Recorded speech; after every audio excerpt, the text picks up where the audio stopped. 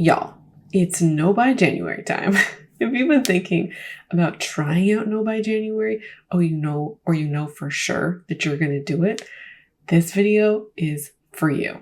Today, we are going to be talking about setting up your No Buy January project. We are going to talk about some typical content like setting up your why, goals, and rules, but we're going to deviate from that for a good reason, and you will see as we go through, because I have some alternative suggestions. So if you're new here, I'm Shauna. I make conscious consumer content, and this entire channel is dedicated to helping you stop shopping or shopping in a way that feels good to you. If that sounds good to you, I hope you'll stick around. I did No Buy January on the channel last year, so I'm going to link that playlist probably down below. So if you want more No Buy January, you can check that out. I do post 2 days a week, and Sunday content in January is going to be extra special because every Sunday video is going to be explicit No Buy January content. So I hope you'll join me for that. And, it's a little extra reason to subscribe. And let's now talk very briefly about what No Buy January is if you're new to the concept, and then we'll talk all about setting it up. No Buy January is really just a month-long period where you cut back or reduce your expenses and just kind of all around how you shop. How much you cut back, what you cut out, that's going to really be up to you. And also, if you're watching this and it's not January 1st, you can start anytime. You can start January 5th. You can also start February 12th. You can start anytime and do a month-long No Buy anytime. No Buy January works really well to kickstart a larger goal, but also if one of your goals for 2024 is to do something financial related, maybe pay down debt, maybe change your shopping habits explicitly, No Buy January can really help integrate these goals together. I'm hesitant to give more of a descriptor than this for No Buy January, and I've watched videos where people have done more, have kind of said that you don't spend anything except for essentials in your life, and people will give examples. And yeah, it is nice to hear examples, and we'll talk about them throughout this video, but each person's cost of living and also experience with shopping and cutting back, it's really going to determine how stringent or how extreme you're going to go with how you spend for January. So don't feel pressured to spend absolutely $0 in January. I say that because, we're all coming to No Buy January from different perspectives and different experiences, and don't let somebody pressure you into being extreme or lenient if that doesn't feel right. Let's now talk about setting up your No Buy project, and the typical trifecta is your why, goals, and rules. That's the setup. There is logic to that, and we're going to include some of that today, but we're going to deviate from that for a good reason. A lot of folks recommend setting up your why at the very beginning of the project to help motivate you through the next kind of 31 days. And this is not advice I disagree with, because I too have given this advice and I've expanded on it, talking about a why that emotionally resonates with you and also having a why that's a catalyst. I'm going to link some videos about this in the cards. And this isn't bad advice, but I just don't think it's going to have the effect that folks think it will. Because going on a year-long No Buy or even a 6-month No Buy is very different than going on a 30/31 day No Buy. You're going on a No Buy for a reason. You've made that choice. And a why is essential for a long-term project because your motivation waxes and wanes. And yours probably will too in the next month. But you have significantly more room for the wane in a year-long No Buy or a long-term No Buy. And if you have a strong why that emotionally resonates with you, that's a catalyst, that you've written in such a way that it ultimately, I guess, emotionally resonates, it can be your last line of defense before you spend money. We don't want to rely on motivation to complete any project because, motivation wanes, we were just talking about. But we can use motivation systematically to our advantage, and this is one such way. For a short-term project, I ultimately recommend setting up goals over why. And you're making this choice to go on No by January for a reason. Like, you at a base level know why you're going on one. So yeah, sure, take a moment to write down your why. Take 5 minutes, maybe think about it or write it down if you haven't kind of had that discussion with yourself. But I think that time is best served considering goals and action steps. That's where you will get the most. That's the bread and butter, really, of this project. I also think that a lot of the perspectives that folks can come with to No by January is using No by January to kickstart a larger project. No by January is fabulous for that, but you don't need to feel pressured to do that. And there are also really excellent ways or really excellent projects you can undertake for No by January that are just specifically 31-day long projects. Here are 5 examples. To learn about your triggers, to learn about your emotions or coping mechanisms, to track your finances and shopping habits, like basically to do some baseline learning there. To explore contentment strategies in one aspect of your life, to divert time and attention onto a new project. As an example, taking an online course. You can use this as an opportunity to try out new hobbies. We'll take the hobbies as an example. You want to use No by January to find a new hobby to be an alternative for shopping. So the main thing you're going to do this month is to experiment with different hobbies. Maybe you're going to journal about it and reflect on it. Great. In this case, having a why is super clear. Just talked about it.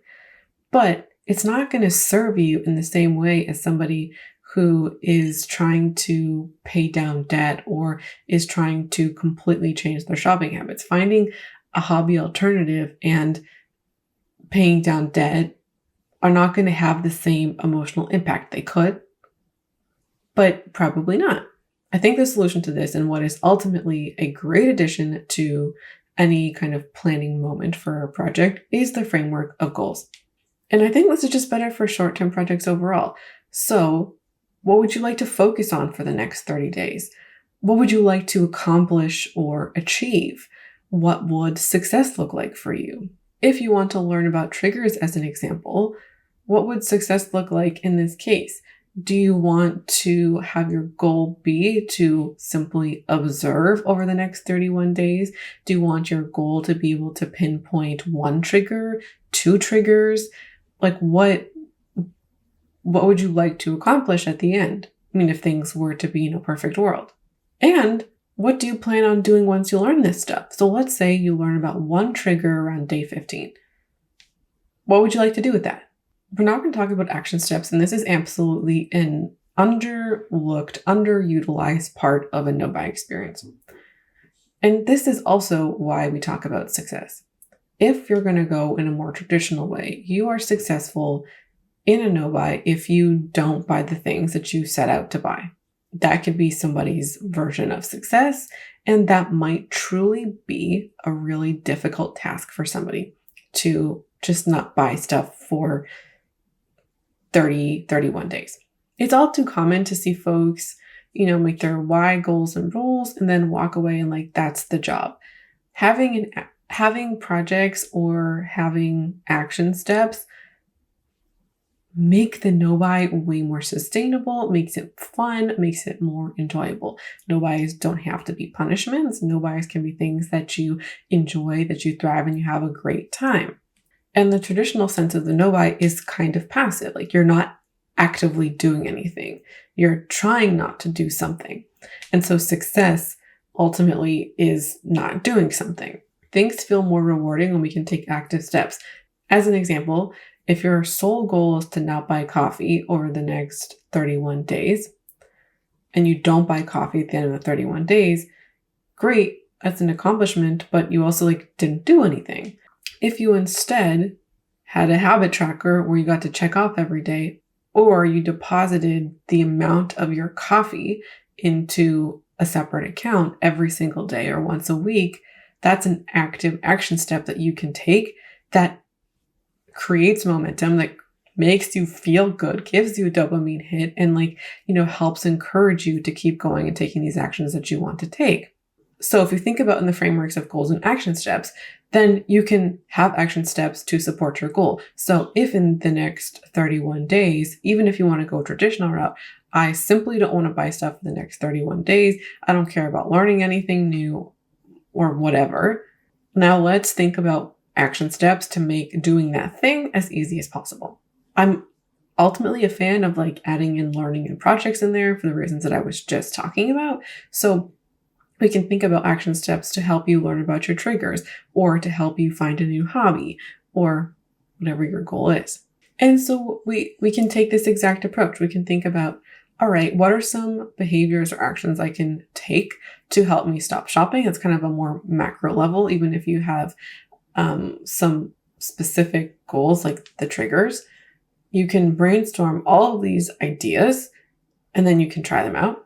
Or you can think about a more precise goal, such as I want to learn about my triggers. All right, what are some action steps? What are some behaviors that I can do to learn about that thing or implement that knowledge?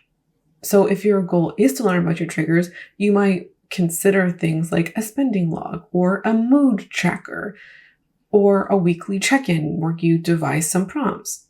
You might also consider doing an audit of your Instagram or YouTube or TikTok or whoever you follow, and consider what kind of content you're watching. Do you find it helpful, motivating, inspiring? Or do you find the content making you want to shop or encouraging behaviors or mindsets that you don't want to have? One of my biggest gripes about a no-buy, a year-long no-buy, is that unless you build in education, learning, and contentment, a no-buy doesn't come with those things packaged in. And so you have to build them into your project. And so if you are somebody who wants to have the most bang for your buck, then adding in those pieces are what's going to help you. A traditional year-long no-buy doesn't teach you what healthy shopping habits are going to look like for you. I love the short-term no-buy, the 30-31 day no-buy, because of the action step portion, because you can focus on projects and you can focus on developing or doing some of the learning about what does a healthy shopping life look like for me, that then you can take after, do some practice and iterate. So I see the action steps and the goals as absolutely integral to a top tier no-buy experience. And for that matter, a fun one too. So let's now talk about rules. No matter the length of the no-buy, folks tend to get really hung up on rules. They can become overly rigid, where people, chafe and struggle against doing something so rigid that they don't really quite have that experience with. But also folks can think about all kinds of exceptions in order to be prepared. I think that when you're considering exceptions about what you're going to buy and what you're not going to buy, people tend to go overboard. There's one thing to be kind of strategic and think about, all right, in the month of January, my daughter has a birthday, so I want to make sure I leave budget in there for her birthday. Great idea, great suggestion. But going through your life and kind of looking at anything and everything that could happen is just often a waste of time, because you can't foresee everything. You don't know that your tires are going to blow out. You don't know that your microwave's going to break. Very randomly last winter, my kettle just, it went out. You don't know that that's going to happen. And so these super rigid rules are preferred, so people know exactly what they can buy. And so they know in their mind, what's a pass and what's a fail. And this, in my opinion, is the problem, is because folks are way hung up on passing or failing instead of like, what's the purpose of your no-buy? Is your purpose of your no-buy to help you learn about stuff, to learn about your habits, to help you say no, to help you problem solve, or like, would those be good byproducts of your no-buy? If you are thinking about everything like how to use gift cards and you don't have any gift cards, then I don't know, to me, it can be like finding reasons to say yes, finding reasons to shop. And so I think coming up with categories that you want to spend money in or not spend money in. For me, there's going to be no fashion. There's going to be no home decor. There's going to be no courses. There's going to be no books. None of that. There's going to be no beauty products. I'm just going to buy my everyday essentials, my home goods, my groceries. If I run out of paper towel, you're going to get that. I'm going to keep my gym membership, those kinds of things. I'm not going to give up Spotify. No. My only rule is replacements only. I don't need to go out and say, all right, if my bra breaks, can I replace that? And if I shatter my favorite mug, can I replace that? If I finish my SPF, can I replace that? If you have replacements only, and that's kind of like, I'm going to go on a replacements only no-buy, and that's your framework, and then something breaks, something rips, something is used up, then you're faced with a situation where you can say, all right, does this meet the spirit of my project? I'm going into this project with the intention of buying as little as possible. Can I, go without this thing for the next 30 or 31 days? Or does it make sense to replace this thing now? Or like, do I even need a replacement? Or like, is a replacement super essential? If I were to finish my day cream, I'm not going 31 days without an SPF. That is stupid. I don't have any backups. So there we go. Actually, I do have one traditional face sunscreen. So yeah, I could use that in the interim until I buy something new. But if you, let's say, rip a bra and you have other perfectly good bras, you don't just automatically get to replace that. And so I think leaving in some wiggle room to give yourself the opportunity to make choices and make decisions is super essential. This is where I say people disagree, because a lot of people, they really just want that rigid yes or no. Does this meet my rules? Does this not meet my rules?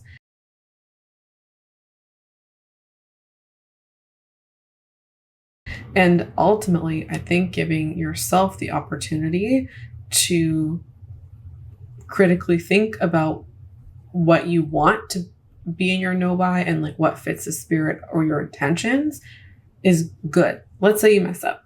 Let's say that you, after the fact, realize, you know what, maybe I shouldn't have bought that thing. That's a great lesson to have learned. I'm not saying to like force yourself into situations to like, try and get yourself to screw up. No. But I also think that like having some faith in yourself that like you would be able to make a good choice is important too. Now, I think some factors to consider in terms of like what you're going to include and exclude would be things like takeout or coffees. I think a lot of folks, have relationships to those. Also things like date nights or subscriptions. I was reading somewhere that the average person has like $237 worth of subscriptions. I found that shocking. I do think sometimes that we have subscriptions we haven't paid attention to. Subscriptions for, games or apps. You can consider, do I want to keep this up for the next month? Is this something that's going to benefit me? Is this something that I want to experiment cutting down in? I cut out Netflix for a long time because of that. Like, what would life be like without Netflix? I also tried with Spotify. Hated it.